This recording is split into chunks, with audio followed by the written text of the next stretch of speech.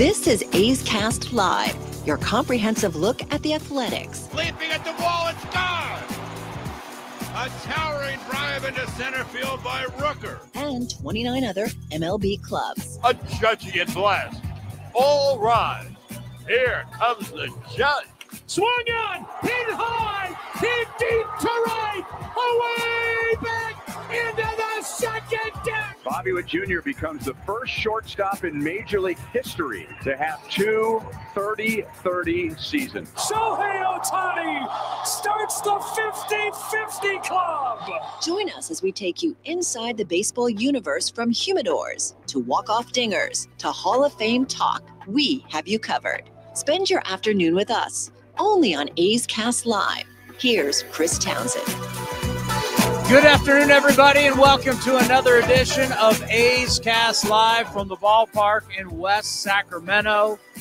I had this whole show planned out of all the things that we were going to talk about. We're going to talk about defense. We're going to talk about holding runners. We're going to talk about winning in Sacramento. All these things that I had planned out I wanted to get into. And then all of a sudden, scrap all of that, baby, because we got a better story to tell. Nick Kurtz is in town. Nick Kurtz will be right here on this show. What time is Nick Kurtz going to be here? We're going to play him at 5:45. The Nick Kurtz era starts at 5:45.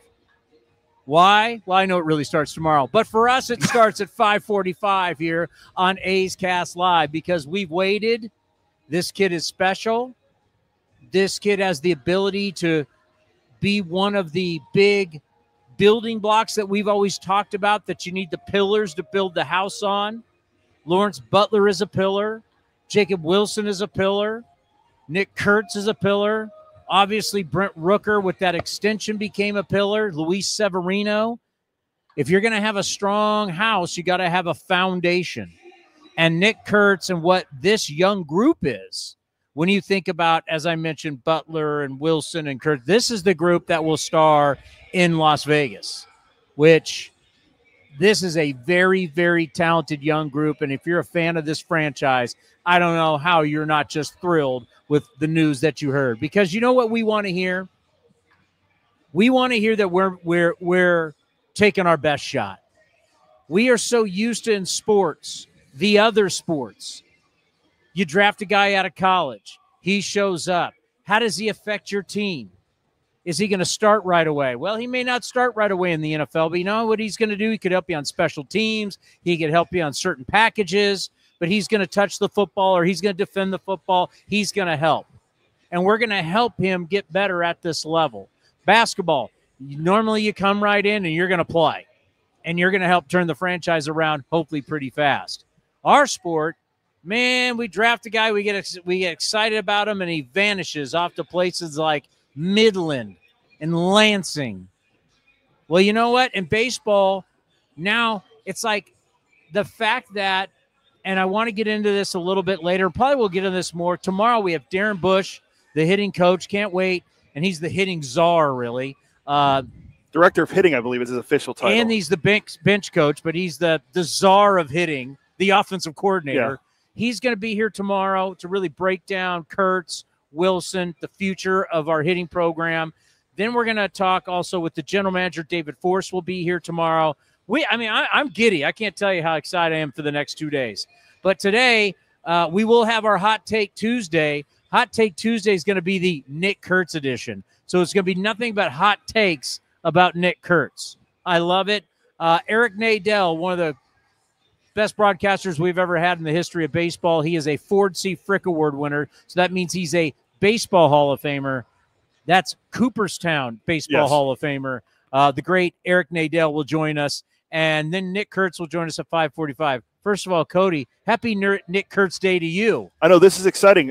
I feel like we just talked to this kid recently, and we did last Wednesday.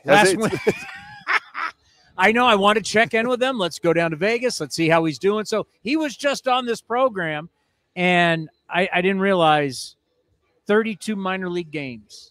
That's all it is. It's 32 minor league games. I'll get into the stats in a minute. It's incredible. But it's just it's the question I have for everybody. I have it for us today. I'm going to have it for us on A's Cast on NBC. I'm going to have it to, I don't know who we're doing in the change-up today, but I'm going to have it for them. I believe it's Chris in Dallas. And then I'm going to have it for the broadcasters, or then I'm going to have it for our callers on A's Talk after the game, 833-625-2278. If you want to call in and bug Nate right now, call in right now and bug Nate. See how Nate's doing, ask him what he had for lunch. But after that, I want to know what this call-up means to you. Because to me, it's going to mean something different to a lot of people. When you bring up a guy this fast, it's telling you something. And as a fan, as someone who cares about this organization, so many years with our top prospects, we wanted to hold them back because we were afraid of free agency.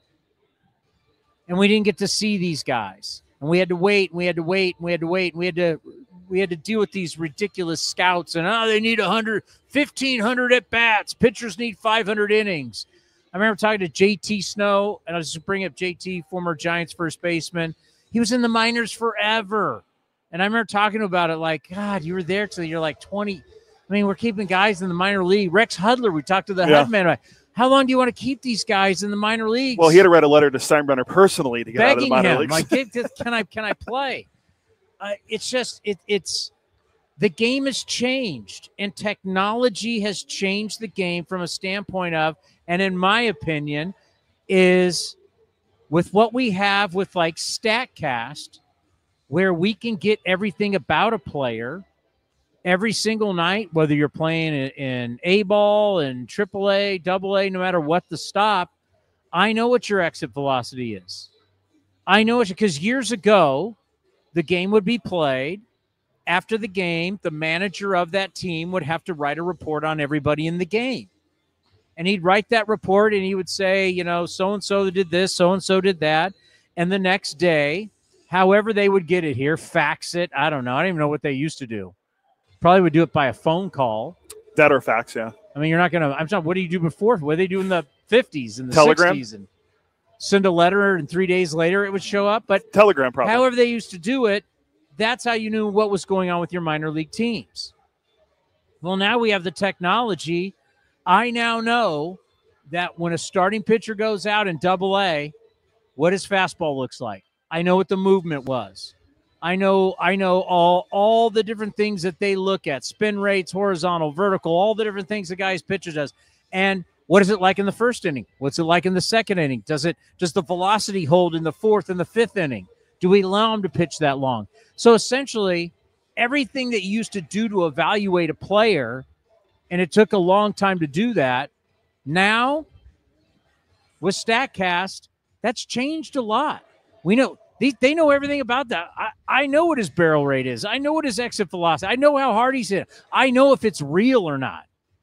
Like, technology has helped you realize, you know what this guy is doing, it's real. There is data. We can quantify it. Some people still disagree with it. Whatever. But this is how the game, and we'll talk to David Force about this tomorrow, the general manager, but this is how the game is played, and this is how the game is judged. And they know, like, they've seen enough of Nick. They've seen enough of the data. Fran Reardon's telling them down there, he's legit. AAA manager's telling you legit. All the data says he's legit. How much do you need to see? It's crazy to think about talking about Jacob Wilson last year and how we wanted to see him and think, what was the big knock on Jacob Wilson?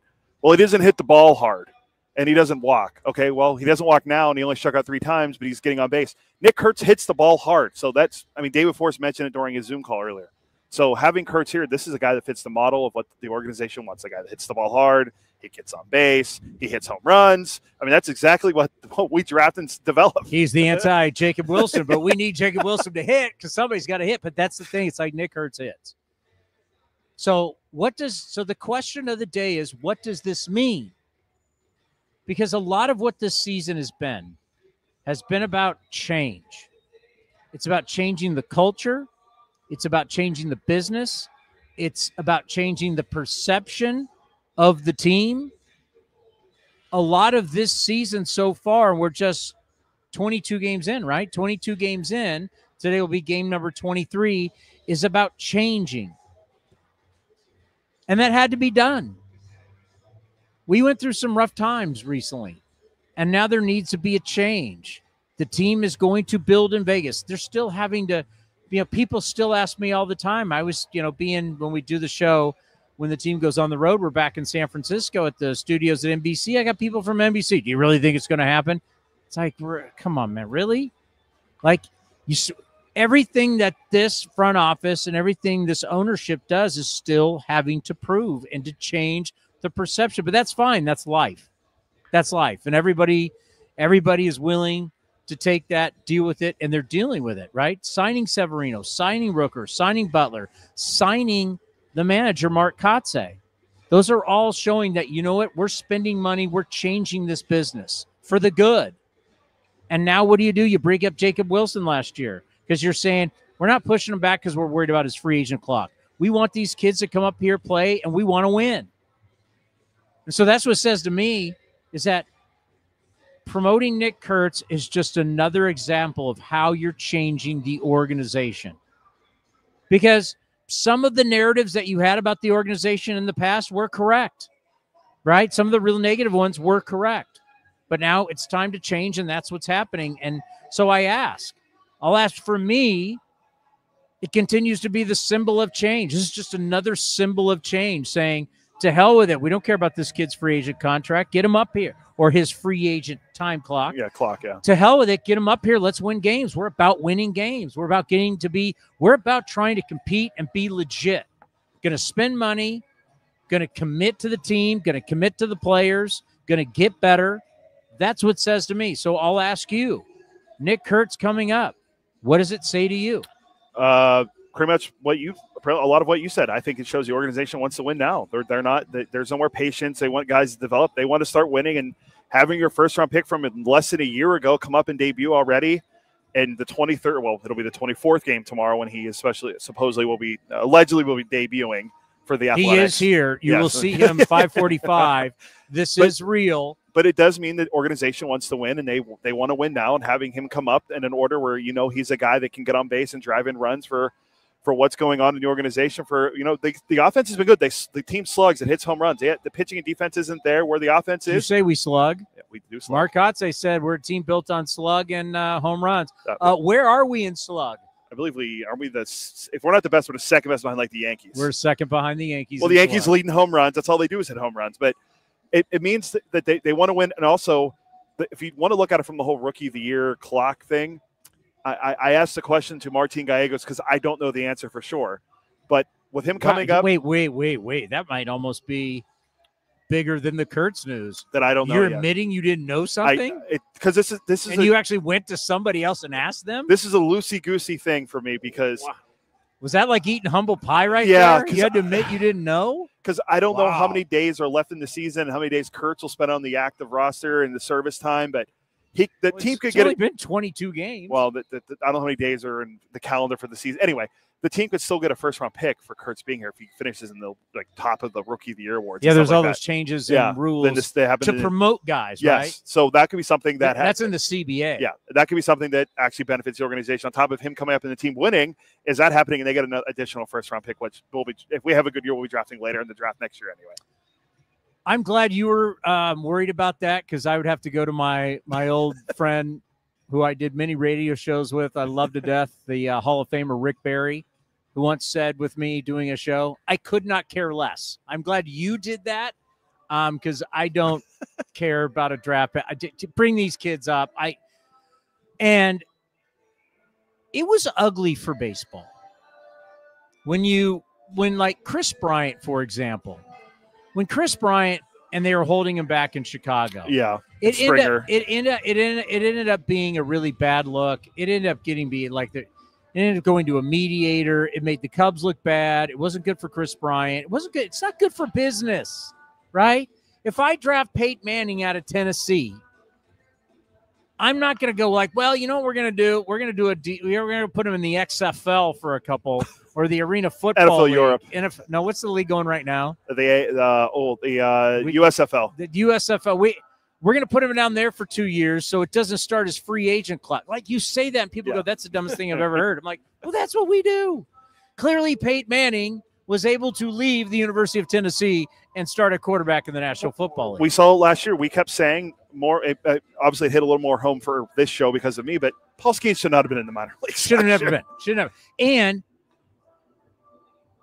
we as sports fans are more educated, and we have more access to data than ever before in the history of sports. So the fact that we could look, there was a lot of people who looked at Nick Kurtz and go, he should have made this team right out of spring training. Like, what are we doing here? And if you went, he needs some at-bats. You waited 22 games? No, how many games did he play this year? And at Vegas. I just have his total numbers. Yeah, total number of games is 32, but they obviously start after us. He probably played in 16 games? Well, yeah, because they started like the same time we did. The Vegas they have season, a Monday off every week. So they have a little Kurtz played in 20 games for Vegas. So 2 less than what we played. So that 20 games is what he really needed to be down there before. I mean, he had to go down there and hit in the PCL. If you tried to sell me that, I'd listen to it, and I'm a good soldier. I'd be like, oh. But deep down, you'd all be looking at me and knowing that I'm like, this is the most full of crap thing I've ever heard. You're trying to tell me I need to send a guy for 22 games? 22 games. Baseball's getting better. Like my Marlins now. They were my Marlins in the COVID year, and now they're my yours. Marlins. Marlins have brought up 6 dudes. Yeah. And then, obviously Max Mayer, who's a guy they didn't call up this year, but I believe he came up last year. But Mayer was a high pick. Oh my God! Punch outs last night. If you watched last night, this kid from they've got a bunch of guys. They've always had good pitching. They just don't have anybody that can hit. Well, they're bringing up guys that get, but Peter Bendix, who left Tampa to now run the Marlins, and everybody made a whole to-do about it. All of a sudden, the Marlins are getting competitive. They're bringing up a huge amount. They've brought up 6 players this year, and they're not doing it just to get guys seasoned. They're bringing them to win. They're 10-12, just like we are, in a very competitive division. Kim Ng, whoever is like, I can't believe all that whole thing about Kim Ng, who's now going to be running a softball league. Peter Bendix looks like he knows what he's doing. Yeah, that is the thing. We're getting smarter. Our players are trained better. They're more mature, unless you're Ronald Acuna Jr., which we will get into. But I think a lot has to do with, and I love us some scouts, and we do the show with our buddy Shooty Babbitt, but StatCast and the information that we're getting on a consistent basis is really changing how we not only evaluate young players, but how we really know about them and are convinced this guy's the real deal versus this guy isn't the real deal. And when you have the numbers that continue to tell you this guy's the real deal, how much time do you want him to spend in the minor leagues? If you're worried about the free agent clock, well, we got a problem. That's not good for our business. We as sports fans want to believe you're doing the best that you can to try and win. We know not everybody's going to spend the same amount as the Dodgers or the Mets or the Phillies. Their rosters are built off television money. To make no doubt about it. It's not because their owners are rich. It's not because Steve Cohen wants to win. Their rosters are built. You can research how much they're getting each year from their television partners, and they do not spend more. Even the Dodgers, the Dodgers do not spend more money than what their payroll is. So stop acting like, they really want to win. No, they're spending the TV money that they have. Well, that's why I think this series is interesting and why it's interesting to have Eric. Now, mind you, I booked Eric Nadel before the Kurtz news. Well, it's actually more fascinating that Nadel is going to be here because he could talk about the Rangers with Wyatt Langford and Evan White, who is it Evan? Not Evan White. The guy that's in the minors now. Evan Carter's in the minors, but they called him up quick.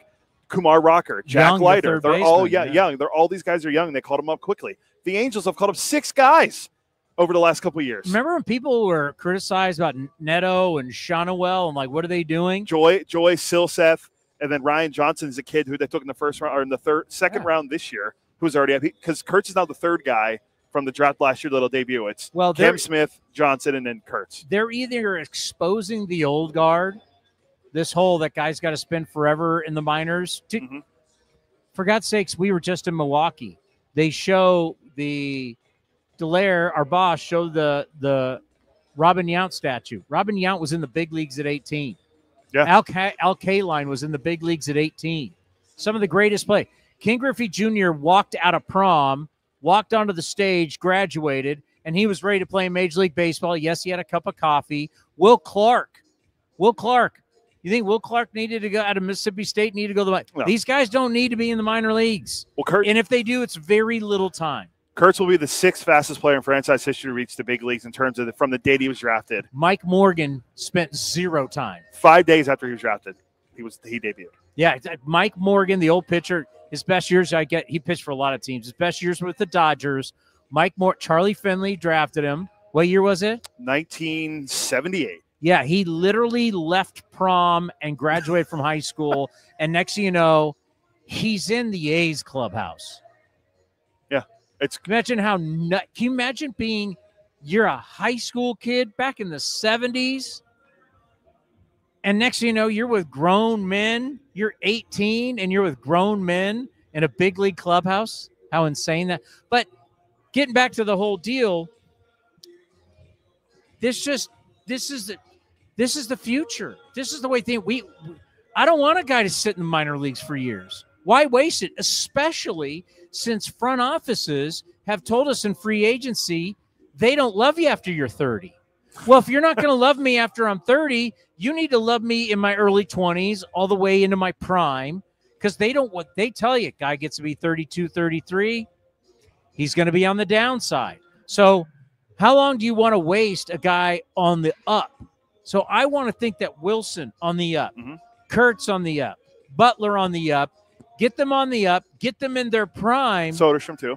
Soderstrom, yeah. So it's like this is a good day. So for me, what this means is a symbol of change. I think some people, it'll be interesting to see, because some people are you might see it as, hey, the A's want to win, which is perfectly okay, because that's what it is. Yeah. I think this is a great day for the organization just to have him here, and then tomorrow we will deal with it. But Jacob Wilson spent 79 games in the minor leagues. You got Nick Kurtz now, 32 games in the minor leagues. We'll get into the defensive. There's some issues with this, too. It's not all great because you have the worst defense in baseball. You're last in defensive runs saved. You're not great in outs above average, and you're 29th in errors. And now you're going to start mixing and matching and moving guys into positions they're not used to. It's not going to be great for defense, but I'm not going to allow that to spoil today. By the way, when looking at Nick Kurtz, Baseball America originally said he was the number 4 overall prospect. He jumped to number 32. Fangraphs had him at 31. MLB Pipeline had him at 35. ESPN had him at 52. And Keith Law, who doesn't like anything A's for some reason. No, he never has. Former executive now with The Athletic. He had him at 35. So everybody saw him. Everybody has seen Kurtz since the moment he walked out of Wake Forest as a top prospect. And David Force mentioned during his media availability on the Zoom call earlier that they were disappointed they had the 4th pick after the 50-win season, but he said they had a meeting. Eric Kubota had everyone in. They had their meeting, and they said, who do we all like at number 1? Like, if we had the first pick, who we all like, and they all agreed that it was Nick Kurtz, regardless of where they're picking. They like Nick Kurtz. So Kurtz was their guy regardless, and he's here now after 32 games. So clearly they see something in this kid to be the future, and that's why we're going to see him tomorrow, supposedly.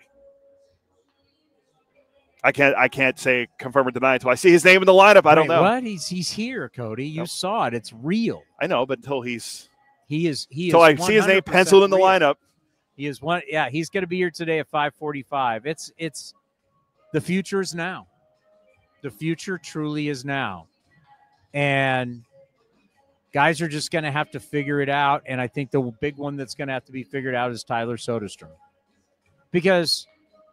To let you know, Andujar was working with Eric Martins in Milwaukee at first base. At third base. He has played some first base. I can give you the third base numbers.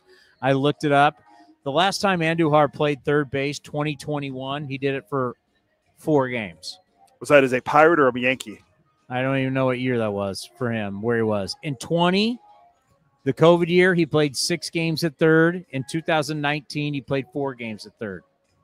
He was a Yankee in 21, so yeah. So he hasn't played a substantial amount of games at third base since 2018 when he was a rookie and he played 136 games. But Andujar's been working at third. Tyler Soderstrom, as we told you with Bobby Crosby right out here, one of the great things about being able to do A's Cast Live is that Sody was out here working with Bobby Crosby. And by the way, I talked to Bobby today, and I said, hey, so there's been some outfield communication problems, and there's been some communication problems with the infielders too. And he goes, yeah, they're having a meeting about it today. So, yeah, defense has to get better. Defense is a major, major problem. You just gave up 6 stolen bases in 1 inning. Hadn't happened since 1919. I don't know where you were in 1919. It's a good year. But, yeah, I remember seeing that. I was like, they just stole more bases in an inning than we have all season. 9 stolen bases. You got outfielders not calling off infielders. You got communication problems. So Bobby recognized that it's there. They're having a meeting about it today. This isn't going to help defense, but I don't care. It's about the future. And right now I am super cool with what we're going to see, because there is a great chance that Nick Kurtz will hit, and then Nick Kurtz will play first base, and everybody else will have to find something. No matter how good Soderstrom's start has been, Nick Kurtz is going to light it up, and then everybody's just going to have to find a home, because Nick Kurtz is going to be the first baseman for the Athletics for many years to come. Oh, no, there's no doubt about it. Maybe after that could have been a hot take. Maybe after we do hot takes with Johnny and Chris, we can play the David Force audio where he talks about where everyone can play when Kurtz is in the lineup and here to play. Kurtz, I'm looking at him right. I'm looking over here. I got Johnny Doskow, Sacramento Baseball Hall of Famer. I've got Chris Caray, just rock star television play-by-play man. I'm looking at him right now. Kurtz is the first baseman and will be the first baseman of the future. And that's not even my hot take. Hot takes next, right here on A's Cast Live.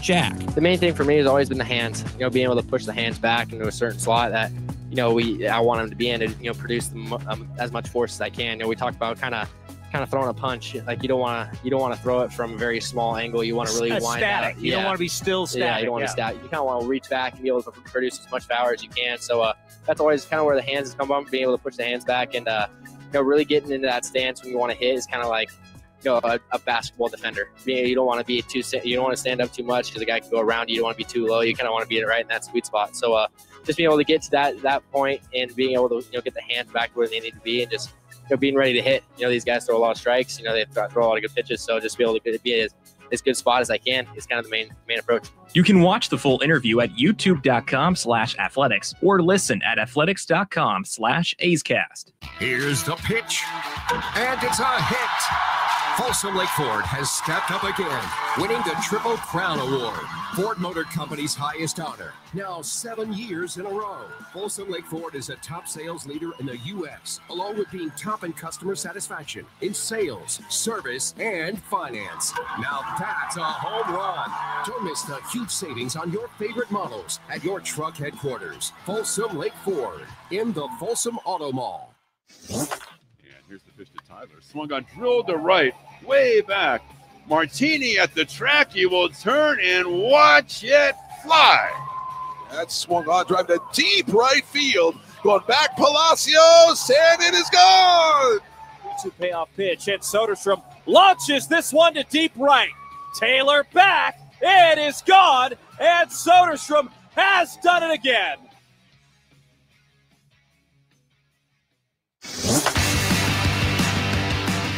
Streaming from West Sacramento, A's Cast Live continues with Chris Townsend.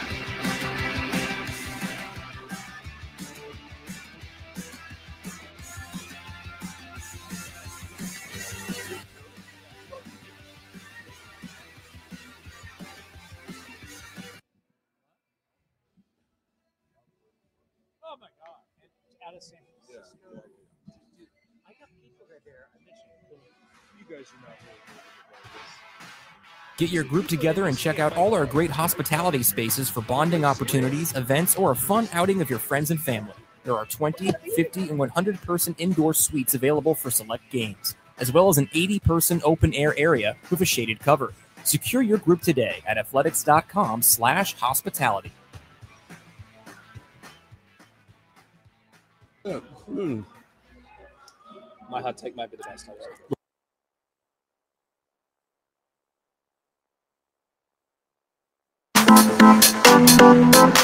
You're listening to A's Cast Live. Here's Chris Townsend.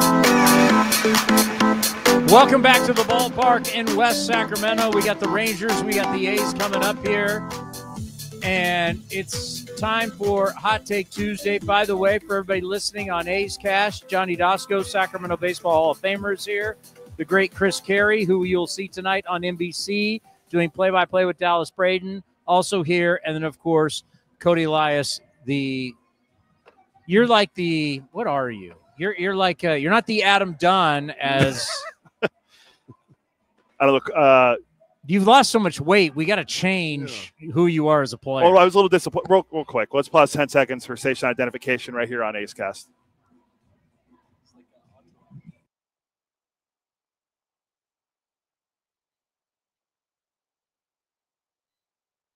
He's the Jake Rock.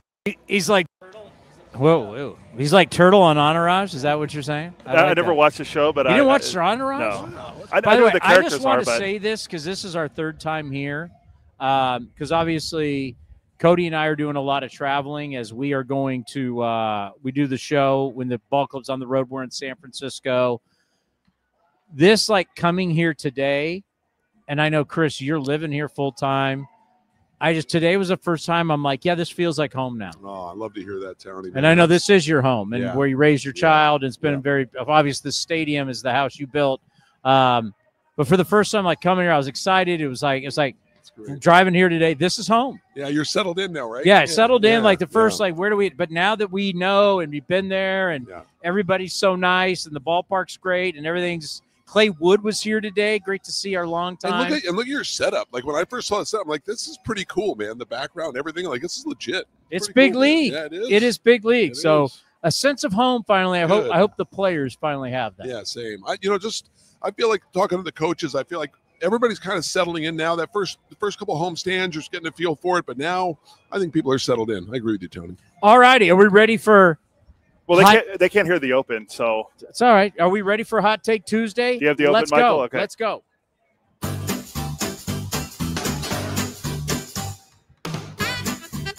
Every once in a while, you hear a really good sports hot take. I don't think we're seeing Juan Soto for 5-6 guys. I'm predicting we will not see one blazing hot big trade. Paul Skeens will pitch in the Major League Baseball All-Star Game this season. There'll be 11 home runs at least in the next this 3-game series. 11 home That's runs a lot in of that home runs red for a 3-game series you series. called. Then you hear some really bad hot takes. The St. Louis Cardinals are going to win the NL Central.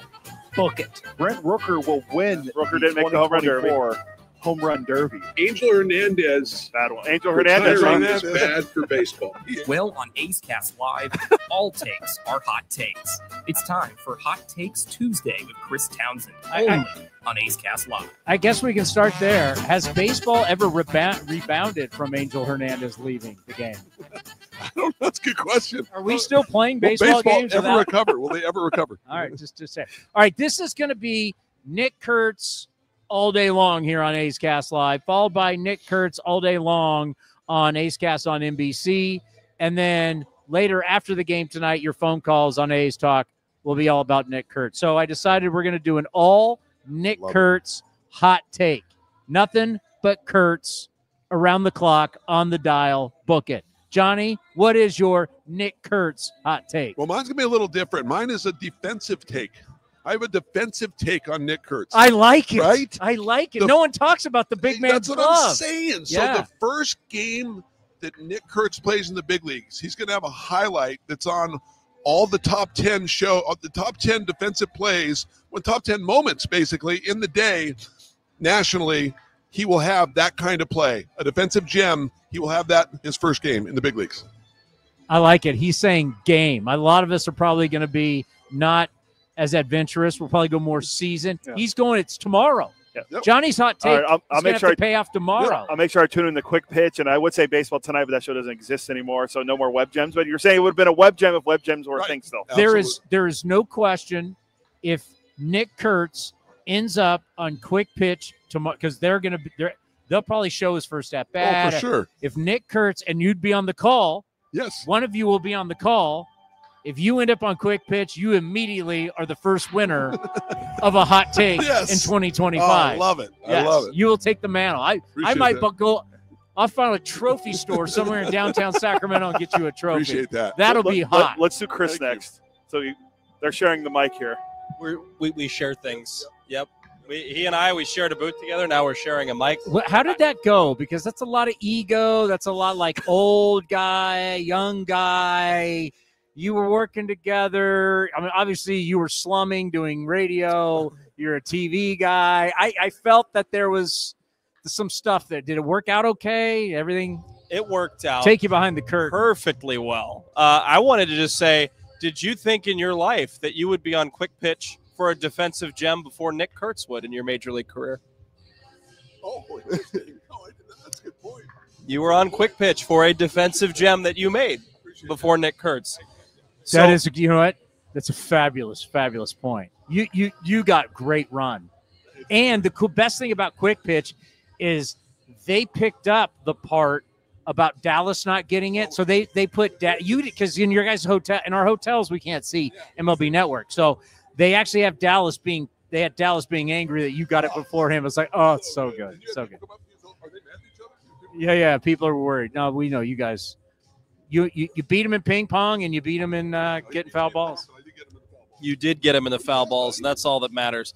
I'm going to be boring and do a full season. Mine is, by the time Nick Kurtz puts on his spikes for the Athletics, he'll have missed 23 games to start the regular season. Disregard all of that. I think Nick Kurtz is either going to be leading the American League rookies in walks or the American League entirely in base on balls by the end of 2025. He's going to lead all of the American League in walks. Yep, he's going to make up the ground. Wow. Well, I can't believe someone's trying to dethrone Soto here.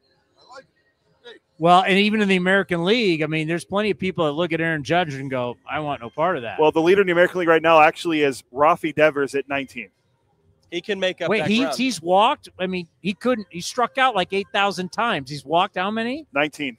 The league leader is Matt Chappie at 22. People are walking Chapman? He's 24 strikeouts, 22 walks. He's really cutting down that K to walk ratio. I've heard about that eye. I saw the eye in spring training. You've talked to me about that eye. Ken Korak says it's very impressive for a 22-year-old to possess that type of skill set, which is something that I think a lot of guys learn at the major league level, is to really spit on pitches and know how to do that. He already has that skill set. The sky's the limit for this guy. I mean, you could talk about offensive output, his power profile, everything like that. But when it comes to getting on base and getting on base via the walk, we don't have that as much in spades before Nick Kurtz comes to town. You know, Jacob Wilson finds ways to get on base via the base hit, but he doesn't have a high walk rate, doesn't have a high walk percentage, any of that stuff. Nick Kurtz brings that extra oomph to an already offensively talented A's roster, and he's going to find ways to get on base, and I think he's going to do it a lot. And by the time we talk about this, he's going to be at the leaderboard in the American League for bases on balls. That's pretty hot take. That's pretty good. That's a pretty hot take. That might make the open for bad or a winner or a loser on the that could make hot you a takes. rock star, but that's what a hot take is all about, right? It's got to be bold. Most of your hot takes are not going to be right. So when you are right, it's winner chicken dinner. All right, I like it. By the way, and it's also a very good point, is all these years when you're in the minor leagues, you had to hit your way here. You know, it wasn't till really the late 90s, early 2000s, let's go into the Moneyball era, where all of a sudden it was like, how much does the guy walk? Because years ago, all they cared about was how much did you hit? Guys would tell you back in the day, I had to hit 320 just to get up to the big league level down at AAA. Right. I mean, look at Barton. Barton every year signed with the A's because he could walk, right? He got on base, remember? So that was I remember the Derek Barton era. Yeah, of course. Really well, Johnny. Really well. Wasn't he in the Mark Mulder trade? Is that how he came over? Was from he St. Louis. From St. Louis, okay, yeah. Yep. Remember we used to do the show that you guys, none of you probably read. So the Diamond Sports Bar and Grill on Hagenberger, the hotel, they had the sports bar. When I used to go over there, it's like once a month the players would come over. You'd do like Gio Gonzalez, Derek Barton couldn't have been. You have this. We packed this. Can't remember what the hotel was. It was Diamond Sports Bar and Grill. We'd pack it with the fans. It would be like people were out into the lobby, drink specials, everything. And Derek Barton comes in, and gave just the most. I don't give a blank. He's being paid, and it's like, bro, the fans, can't you just a little bit? Try just a little bit. I was always a Barton guy. You know that. Oh, I was a Barton guy. Says a lot. I married him. I officiated his wedding. Sorry. Did you really? Yeah, I did. So you find something. Did he act like that was an exciting moment? He was excited. Yeah. He was excited about that? Yeah, he was. You always find something new out about Johnny every day. Yeah. Oh, every day. What do you got for your hot take? Well, Tommy and I kind of had the same one, so I changed mine. And it's not as hot, but I'm going to throw it out there. But I do think Nick Kurtz will spend some time. A lot of time. No, I won't say a lot of time, but I think he'll spend some time playing in the corner outfields. Wait, what? Corner outfield.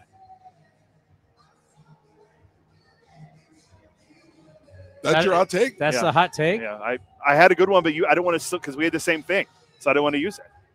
All right, I'm going to give you a little warm. Yeah, that's lukewarm. Yeah, I don't know about that. Should we give him a little time to think of something else? Yeah, do you want some time? I mean, let's just talk and give him time. I can cover you. No, you can do yours. It's okay. I don't need to have. This is more important. I can go back into Derek Barton if you want.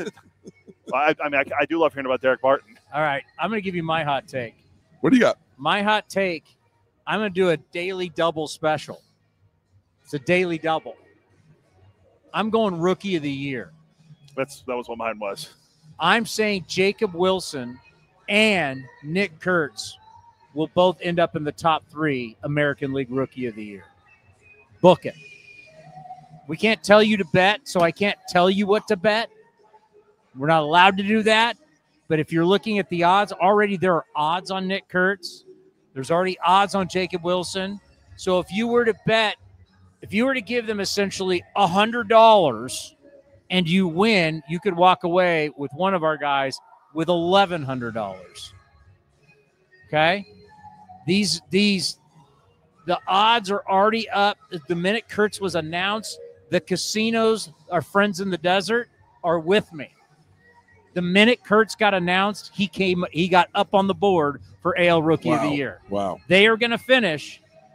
There's 3 spots. They'll be in 2 of them. Wow. That is a hot take. And you know what? I'll even go more of the hot take. One of them will win it.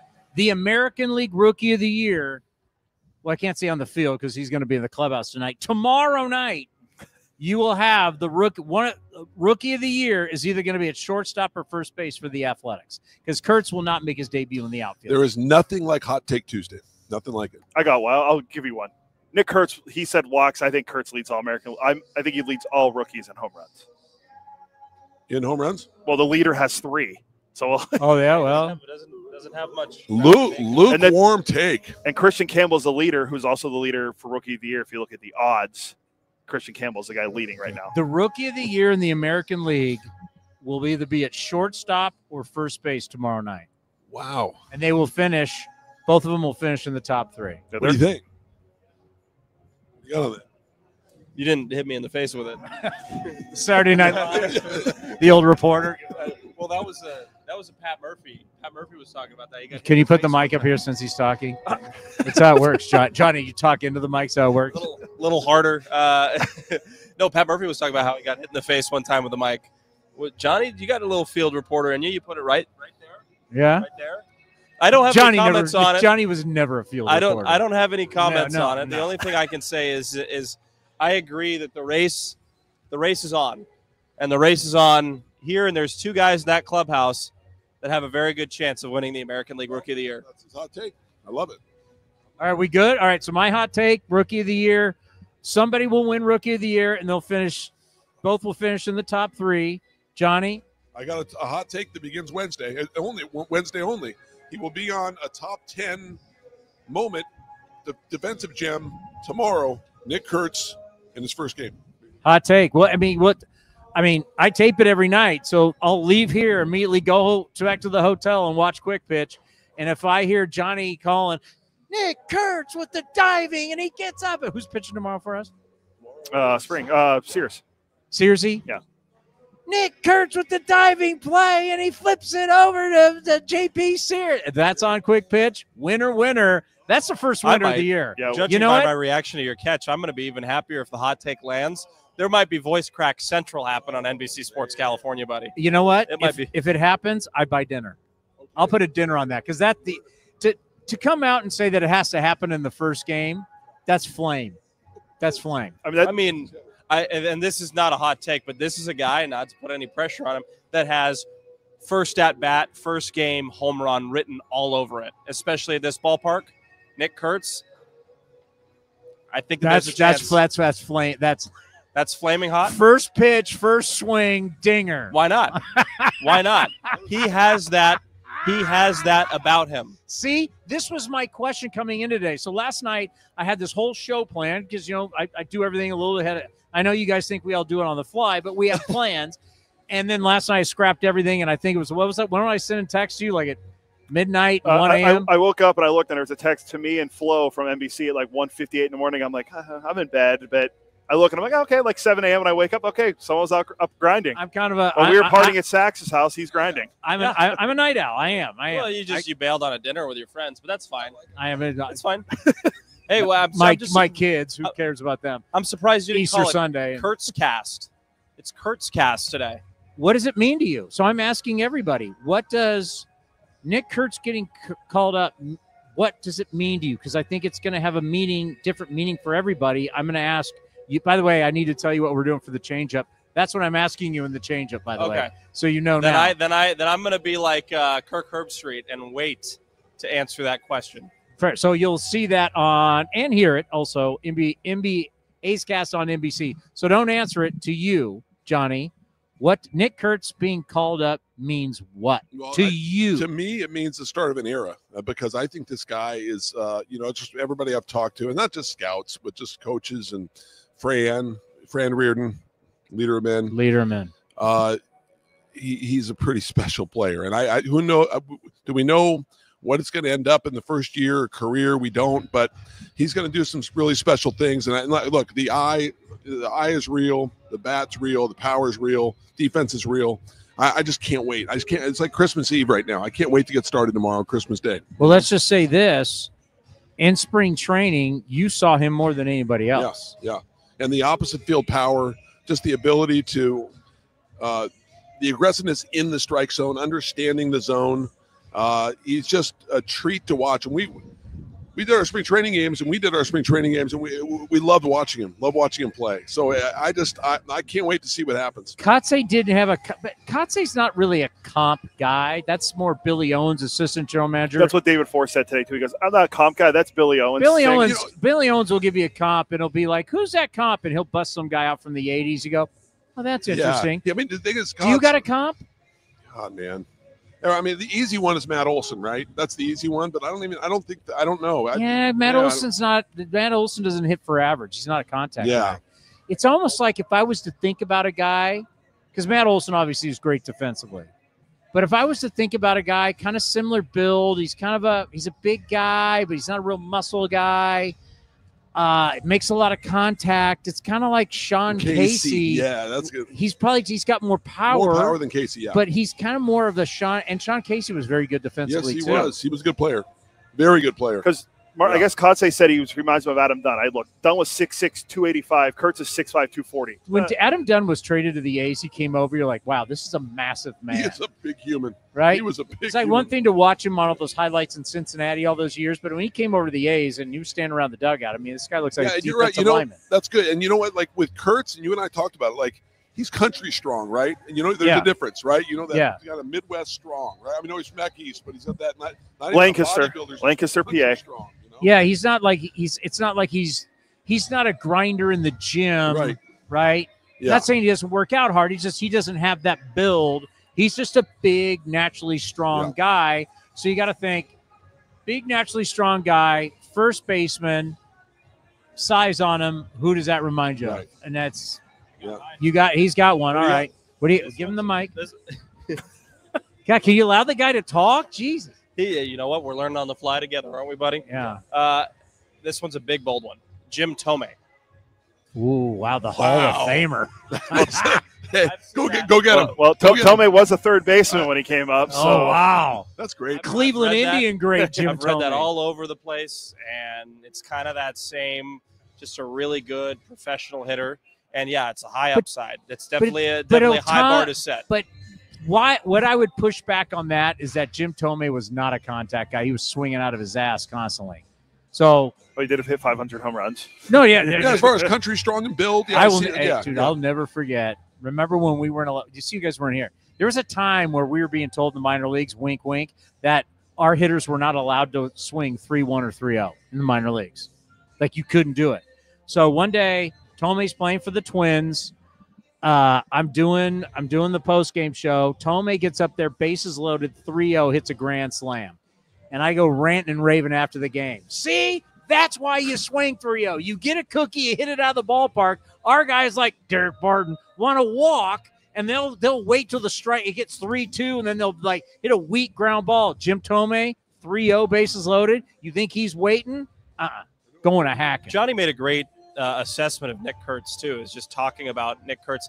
And the reason that I think that you're right about Thome not being a contact guy, it doesn't change the fact that every time that Kurtz gets in the box, it seems like he wants a homer. He thinks he's going to hit a home run, and he has that ability to put the ball out of that ballpark.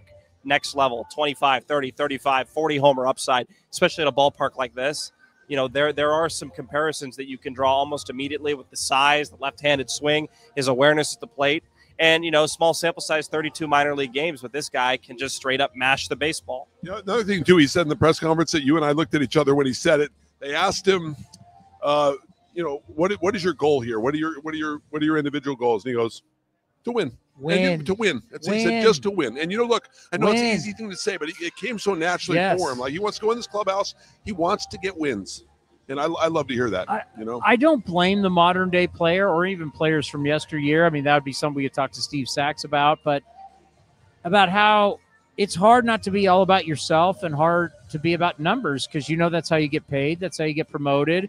Every little thing. I mean, Carlos Correa, if you guys remembered when he was it TBS or TNT? I think it was TBS. TBS, they had him in there when TBS had the post game for the playoffs. And Carlos Correa admitted that he went around telling the young players what they need to focus on because that's what they're going to get paid on.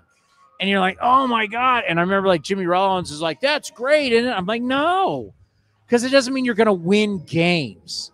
And that's kind of the problem with our game today is we're so obsessed about numbers and not winning. You got to win, and hopefully the numbers go with the win, and then the money comes with it.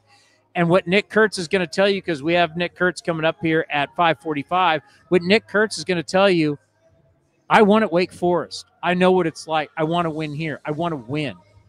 The numbers and everything come to – I want to throw this out real quick before we get to Eric Nadel. Is Juan Soto, according to the numbers, goes through times where, yes, he is so selective, and it's one of the great eyes we've seen, but he also gets it in ruts where he just doesn't swing. The data shows that. Nick Kurtz reminds me a little bit of Juan Soto, but with a guy who's always looking to swing and do damage. He understands, I can't drive that. I'm not swinging at that. He goes after, as he said, barrel rates and walks. He goes after what he can hit in the strike zone, and he lets the other stuff go. Maybe compare this a style like Juan Soto, but more aggressive than Juan Soto. What are you talking about? I mean, by the way, Bill Moriarty texted me of Athletics Farm. He said Jim Thome comp for Nick Kurtz, and he goes, never mind, Caray nailed it. Oh, wow. Bill Moriarty of Athletics Farm said Jim Thome. The godfather of the A's farm system, Bill Moriarty. You know what? When Bill talks, we listen. Towny, what's really interesting about that assessment, too, is how does the approach change? And I know I keep talking about the ballpark and whatever, but we've seen some really aggressive early swings from visiting teams and the A's alike, and even they were early swingers on the road. This is a guy that can and will be comfortable getting deep in counts, and that might be, especially early on in the season, an anomaly in that lineup. A guy that is going to be patient at the plate, a guy that is going to work counts, a guy that is going to mix it up for the starters and relievers that come into the game of the opposition. Remember that ABS in spring training? Oh, it's great. Right? I'm telling you, and I'm a fan. I'm a fan. I'm a fan of. You're not a technology fan. I'm a fan of the challenge. Right. I'm a fan of the challenge system. You're anti-technology and you love this. I do. ABS, I don't know, but the challenge system I like. But he challenged, I think, I don't know, 3 or 4 times. He was right every time. I mean, he's just got such an idea of the zone. So it's going to be fun to watch. So how many 8 tracks do you have for your 8-track player in your car? How did you know? How did you know? So, like tonight, will you set your VHS for MLB Network? He knows me well. He knows me well. Well, yeah, he needs to watch himself back to see if or that's tomorrow. Sorry, it's tomorrow to watch yourself back on your VHS Yeah. if you get on the top 10 call. Will you go for a walk tonight with your Walkman? Yeah, exactly. My Atari, play Atari later. You're going to play Sega Genesis tonight? Yep. All right, gentlemen. All right, buddy. Quickly. We got about a minute. Quickly. That was bad yesterday. And I know we're sugarcoating a lot, and we're all got our A's pom-poms out. 6 stolen bases in the first inning, 2 errors. We're the worst defensive run save team. That's your defense is bad. We're 29th in errors. Defense has to get better. What you saw yesterday, you guys couldn't be happy with. Yeah, Sunday was tough, man. It was one of those games, and look, it's they've had some tough losses. When they've lost badly, and it's one of those things too. And really, the stolen bases, you can't really get on Shea on that. Really, they were stealing those off the pitchers, right? So, look, defense is going to improve. It has to, and it will. It will. So I just think it's just one of those things. It's been a bad run defensively. I mean, you had back-to-back 2-error games against the Mets. You had 9 errors on the road trip. So it's going to change. It is. And now we're switching positions with guys too, which is a little scary. It's very simple. That series in the past, this series is coming up. It's in the future. They have a chance to address it. They're bringing in new blood, maybe some internal competition. Maybe some of these guys need a reset. Say, hey, wait a minute, I got to clean it up. And they're going to. I have total faith in Mark Kotze and this club. They're young guys. They're learning on the fly, some of them. It's going to be a fun series against the Rangers. So what you're saying is the past is the past, and you're looking to the future. We're worried about just the future. We're not going to let the past. The Hall of Famer. So basically, I want to ask him, are you going to run as a Republican or a Democrat when you're a politician?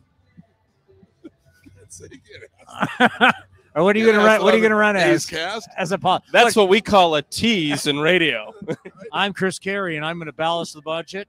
I'm going to take care of everybody, and you vote for me because I'm good looking and I'm a politician. I can see it now. Kurt Russell right here. I'd be press secretary. I would be a great politician, but I would be recalled pretty quick. I'd have shady business going. Yep. I'd be great on the campaign trail, but then they'd find me out. All right, we have a real Hall of Famer next right here on A's Cast Live. Get your group together and check out all our great hospitality spaces for bonding opportunities, events, or a fun outing of your friends and family. There are 20, 50, and 100-person indoor suites available for select games, as well as an 80-person open-air area with a shaded cover.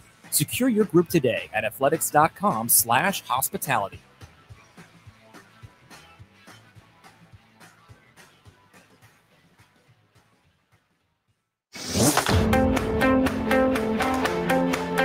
Lawrence Butler joined Chris Townsend on A's Cast Live to express his gratitude to the A's after securing his 7-year contract extension. I mean, it's a surreal feeling. I mean, like you said, I love this organization. You know, they were the only organization that took a chance on me out of high school, you know, in the draft. And, you know, I thank them solely for that. And, you know, I'm just thankful and I'm just grateful, you know, humble to be, you know, chosen to, you know, be able to have this opportunity. And, you know, I wouldn't want it with any other organization than the A's because, you know, they've showed me love since day one. And, you know, I've loved them, you know, 100% back. And, you know, it's just been a mutual thing that, you know, me and the A's have, you know, grown to become, you know, a great relationship with everybody in the organization from top to bottom. You can watch the full interview at youtube.com/athletics or listen at athletics.com/A'sCast.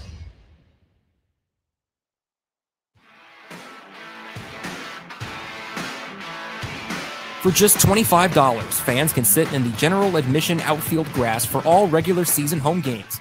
Tickets for that day's game will open up daily at 9 a.m. for purchase at athletics.com/lawn. Sign up to receive A's alerts to receive a text the first morning of each home series as a reminder. For more information, visit athletics.com/lawn.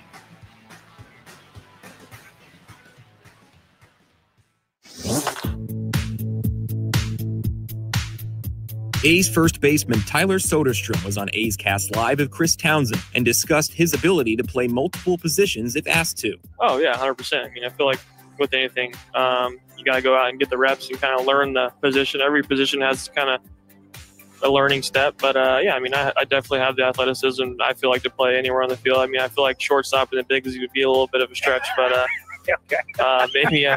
I mean, I could. You can play third. I could. Could you play third base? Yeah, I mean, I could play third, play first, corner, outfield spot. I mean, I would feel really comfortable in any of those situations. I mean, obviously, you'd have to put some time in and kind of, like I said, learn the position and what it entails. But yeah, I mean, I feel like my athleticism really carry me anywhere I need to go. You can watch the full interview at youtube.com/athletics or listen at athletics.com/AceCast. You're listening to A's Cast Live. Here's Chris Townsend. Well, it's always a treat. Eric Nadel, the Ford C. Frick Award winner, Baseball Hall of Fame broadcaster, joined us here on A's Cast Live. We've always appreciated the time you've given us. How are you? How's everything with the Rangers? I'm doing great. Everything's great with the Rangers except for their offense, which somehow can't produce any runs. They're 14th in the league in runs per game. They're right down there with the Royals, averaging just barely 3 runs a game. Hard to believe, considering they went out in the offseason. They got Jock Peterson and Jake Berger to kind of fill in some of the holes in the offense, and just most of the guys just aren't hitting. But what does it tell you to be in first place and you're not hitting? Well, it tells you that the pitching's been incredibly good. It's like we're living in bizarro world, Chris, where the Rangers can't hit, but they have pretty close to the best pitching in the league and the best starting rotation to this point. They have a 2.85 starting rotation ERA, and nobody saw that coming. Yeah, like is Rusty Greer, Tettleton, where's Juan gone, and Pudge, the days where all they did was hit and couldn't find pitching. Exactly. Yeah, what a different world it must be for you guys. And I'm sure everything's going to even out. You know, we're 21 games in, and I think we'll have the offense come to life. Bruce Bochy shook things up today. He moved Marcus Semien down to 5th in the order, and he hasn't hit 5th since he was with Toronto in 2021. You know, he's been the consistent leadoff hitter since he came to Texas, but the lineup just isn't working. So he got moved down to 5th today. Josh Smith is going to lead off. Corey Seager dropped from 2nd to 3rd, so Wyatt Langford can bat 2nd. And, you know, Boch trying to shake things up rather than expecting different results with the same strategy.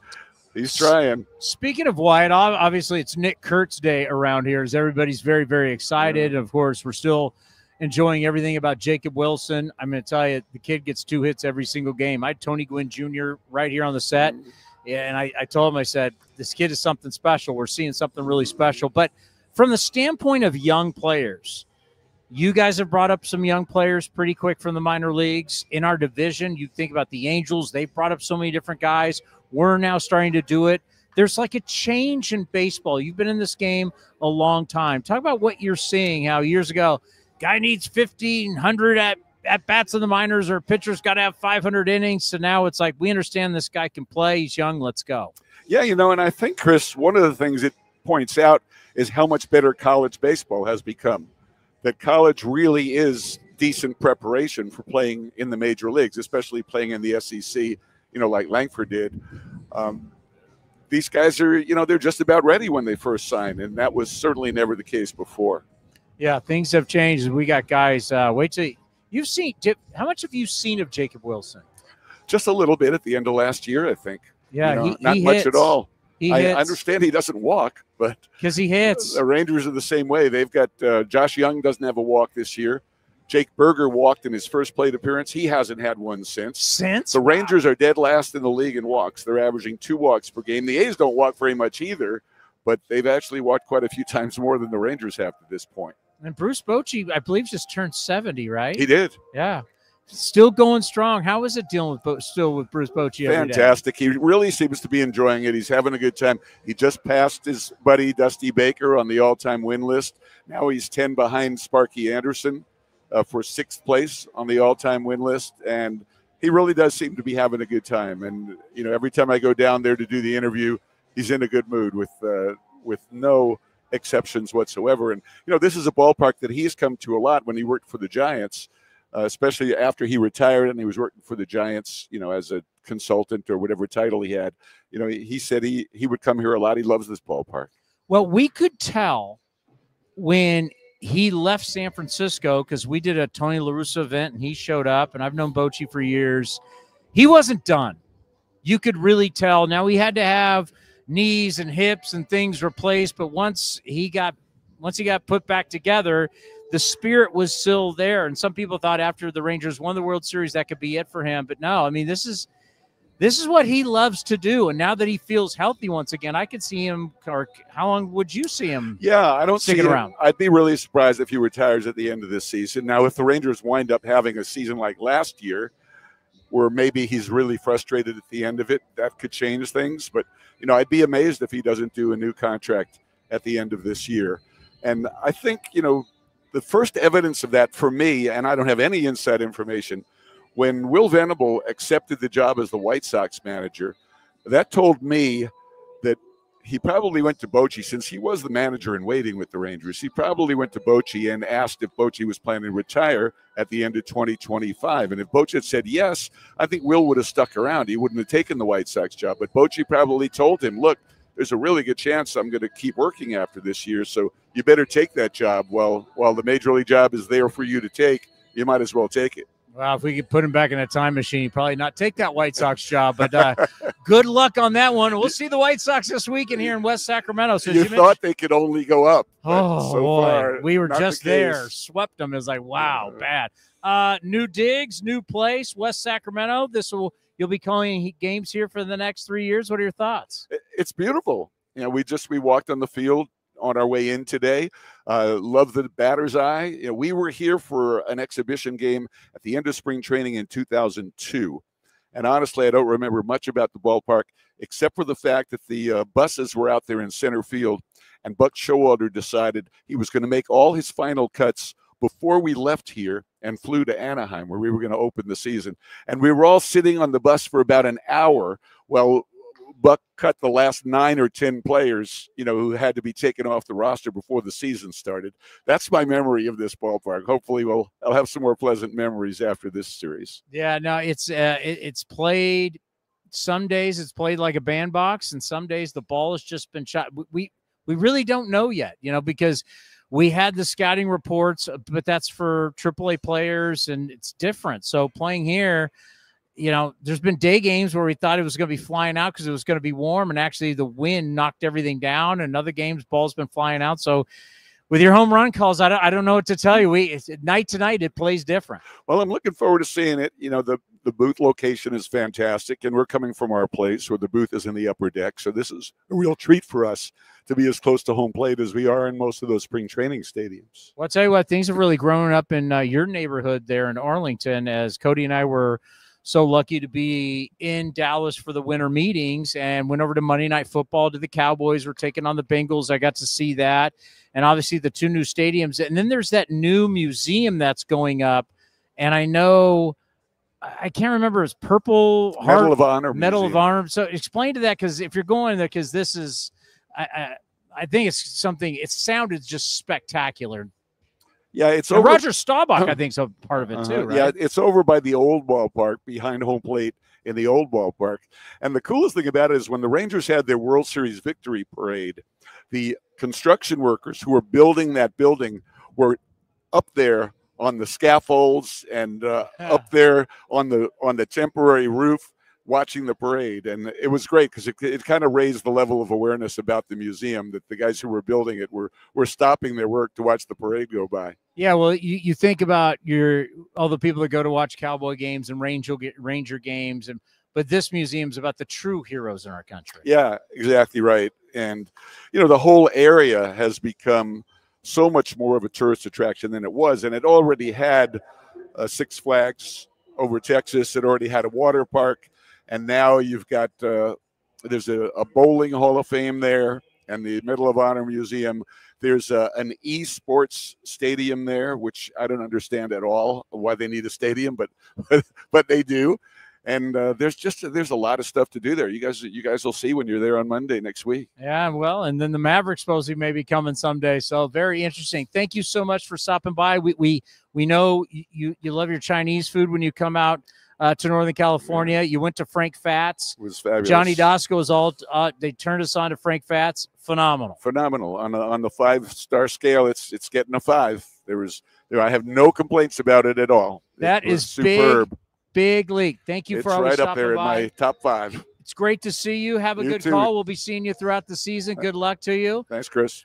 Nick Kurtz stopped by earlier today. It's all about Nick Kurtz today for the Athletics, and the big first baseman was right here on the set. Here is Nick Kurtz.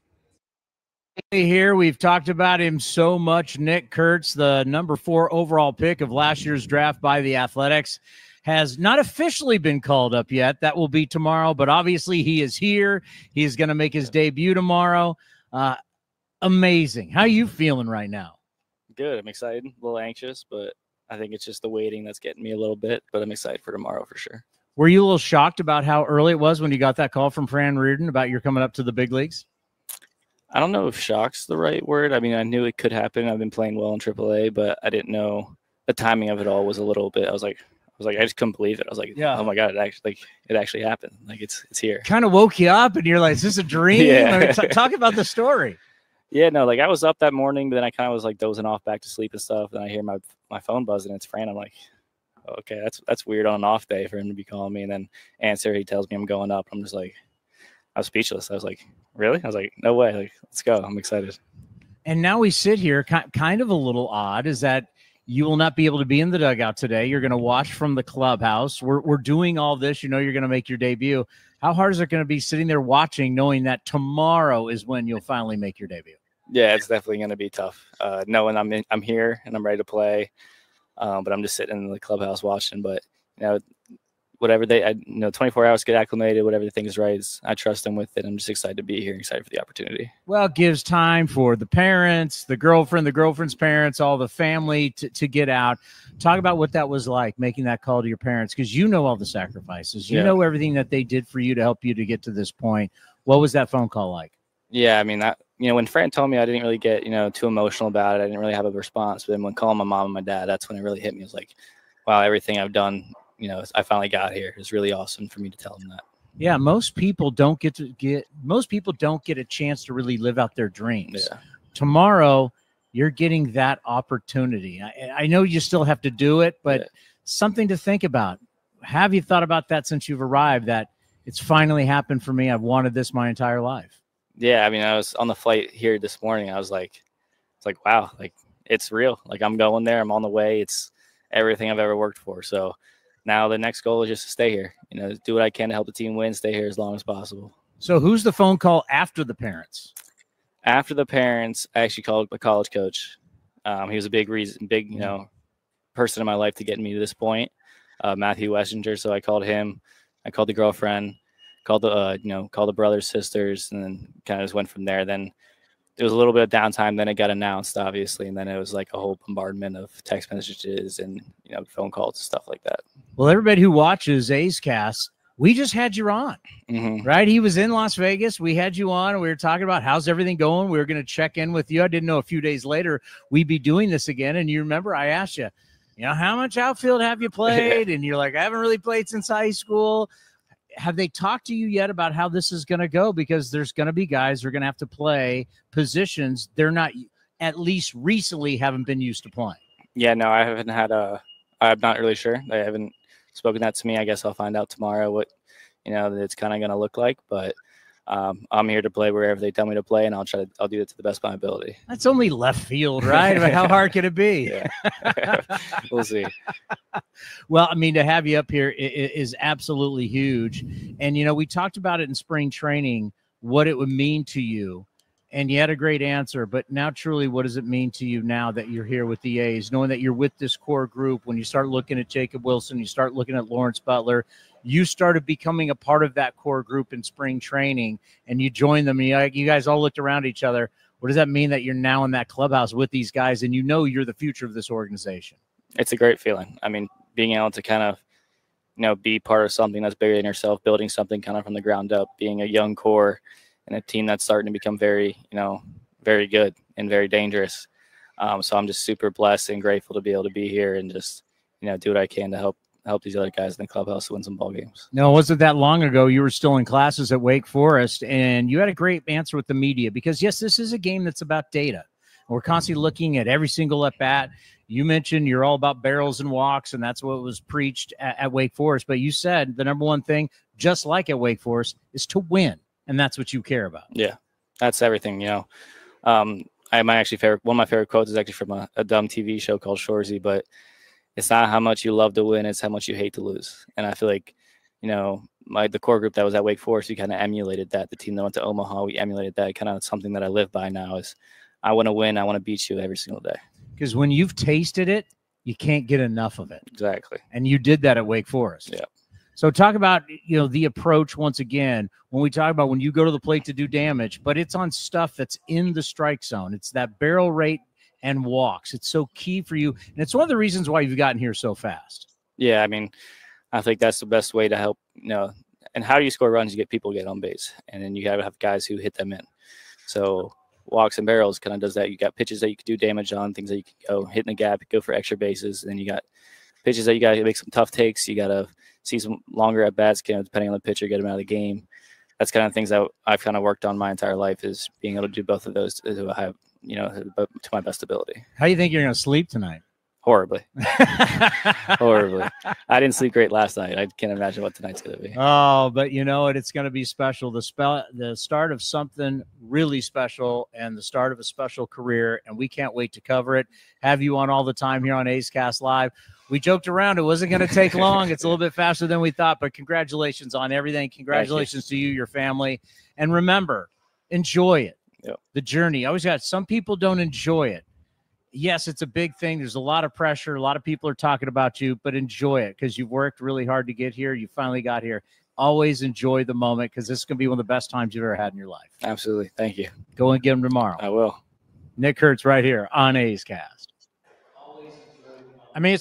It's crazy that we were just talking to him a week ago in Vegas. Yeah, that's what I mentioned. I was like, when I found out yesterday from our boss, Delaire, that, hey, you guys are going to talk to Kurtz, I was like, oh, cool. We just did talk to him like less than a week ago, but now he's here, so it's even better because we can talk to him about his debut, and we'll get to see him tomorrow, which is great. All right, cool thing here at the ballpark, and if you're just listening to this show, doesn't matter to you, but if you're able to watch it, what you just saw was played up on the scoreboard, and to watch all the fans looking up, I was looking at the people down here. There's a little deck down left where people are having some food, having some drinks, and everybody's looking at the scoreboard watching it. That's pretty cool. Yeah, it's a big deal. Nick Kurtz being here is a big deal. And it's going to be even bigger tomorrow when he's in the lineup. And I already talked to the guys in the control room, Justin and Charlie, and let them know that, we're going to have Darren Bush and David Forst on tomorrow, so they can play those interviews up there so they can hear from our director of hitting and our general manager, David Forst, which will be great. We are last in outs above average as a team. What is the number? Minus what? We're doing some research as we speak. All right, we'll figure.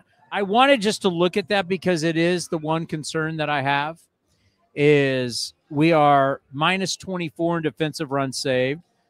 Now, there's some people, like Shooty always challenges me on it because the old school doesn't want to believe in it. But, whether you want to believe in metrics or not, there's no one that's going to say the A's have been good defensively. So if I tell you that we're minus 24 in defensive runs saved, and you go, well, how do they even gather that? Are you going to debate that we're a good defensive team? No, not even close. No. We're second to last in errors at 21. And we are minus 17 in outs above average. So defensive runs saved and outs above average, we are last in baseball. So tell me how this is going to work where all of a sudden you're going to have Soderstrom playing left field. Andahar moved to third. We know in Milwaukee he was starting to work with Eric Martins with ground balls. We just don't know how this is going to work.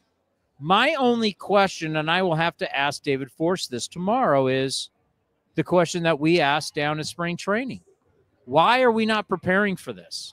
Why did we not, when you have a month plus of games, and sometimes you're playing split squad games, and you tell us that the games don't matter? Well, why not throw Soderstrom in left? Why not throw Kurtz in left? Why not prepare? Why not prepare the team, the business, for what this potentially could be?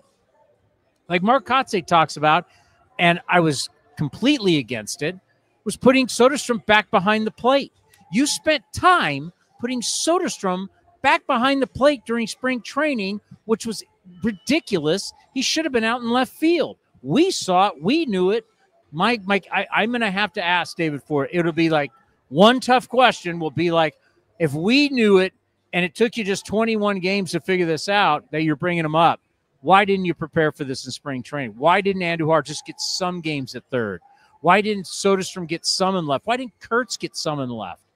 Instead, you always had Kurtz played first, and you had Soderstrom go behind the plate, which now we really realize that he shouldn't be behind. We've known he should be behind no plate. Why didn't you prepare for this? So you're going into tomorrow with the worst defensive metrics in baseball, and now you're going to start rolling the dice with even more defensive issues. Yeah, and it's interesting because you mentioned all that, and that's the time to do is in spring training. Like the Astros knew Altuve was going to go to left field, so they had him play left field in spring training. He's still not good at it, but he's playing left field. But you gave him a chance to learn. In spring training. You aren't just going to throw a guy out there in the middle of the season and say, "Hey, kid, go at it. Go learn how to play that position you've never played before, or haven't played since high school."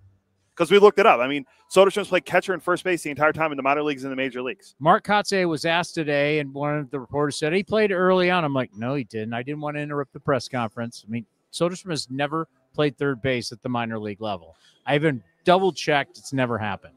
Well, Soderstrom could have played left, could have played third, could have done a lot in spring training instead of catching.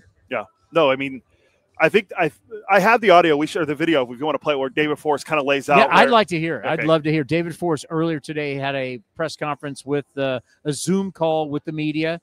Do you have David? Yep. Let's go.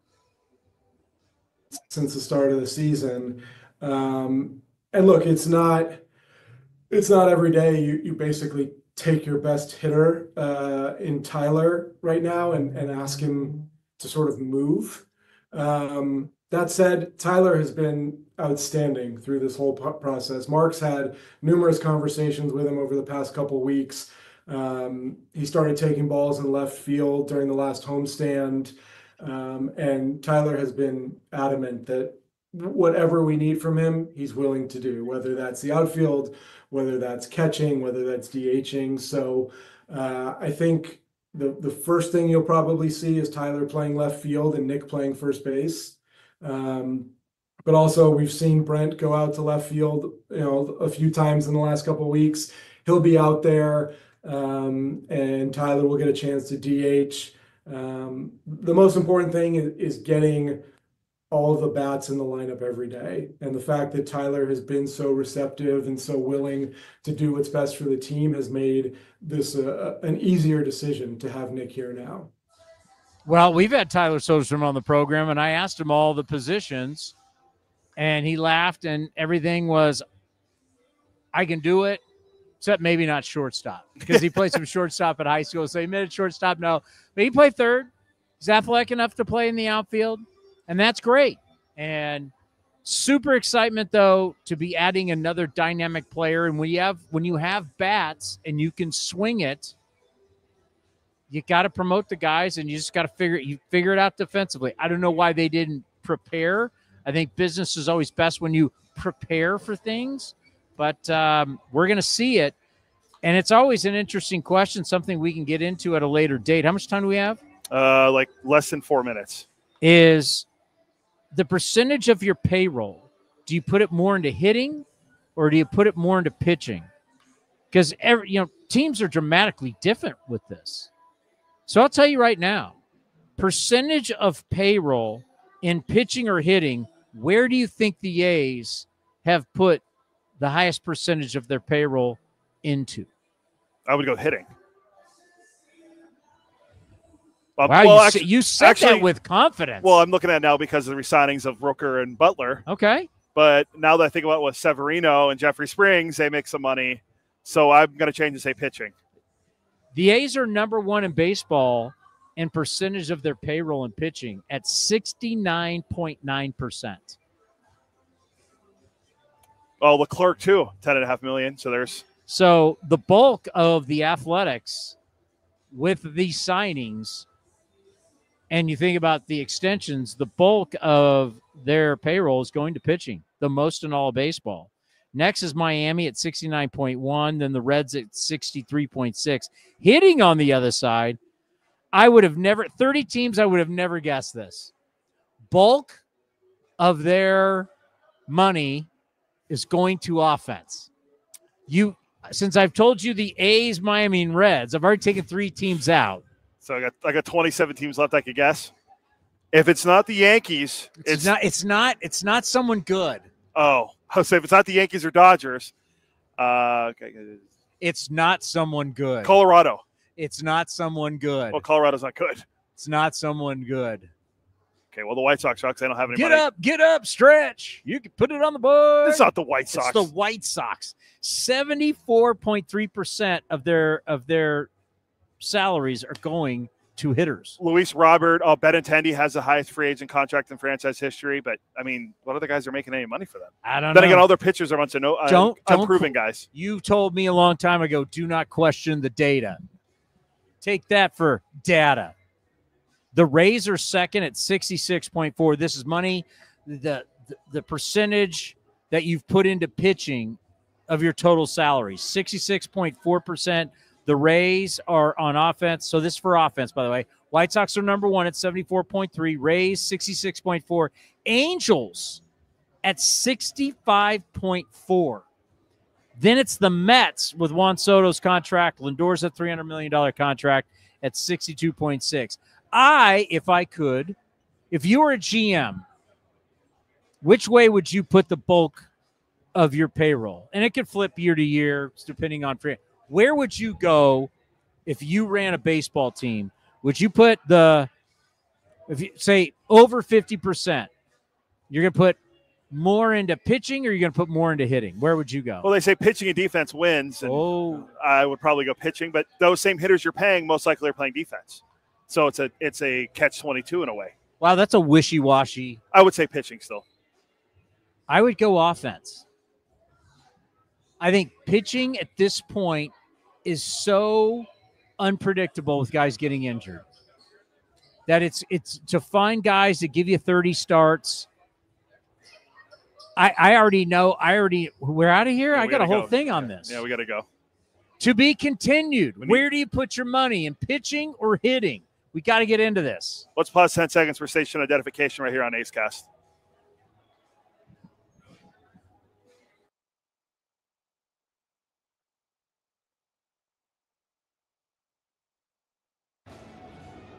All right, tomorrow we'll have David Forst. We'll have Darren Bush. We'll have an A's player. There's a list I sent over the other day. So we'll have an A's player, but it's all about Nick Kurtz. The Nick Kurtz era will start. It's really started today right here on A's Cast Live at 5:45. But it'll start tomorrow. It's going to be very special. Cannot wait. You think about Butler. You think about Wilson. You think about Kurtz. The future is now, and it is fun. All right, we're going to have Ken Korak and Johnny Doskow get you ready for A's baseball. And then at 6:30, the great Steve Sachs and I will have A's Cast on NBC Sports California. Thank you, everybody, for watching and listening, and we'll see you tomorrow at 4:30. Nick Kurtz will be making his debut. The A's YouTube page is your go-to destination for A's video content. Get access to great highlights, exclusive behind-the-scenes content, classic games, A's Cast Live, and more. Visit youtube.com/athletics. This has been a presentation of the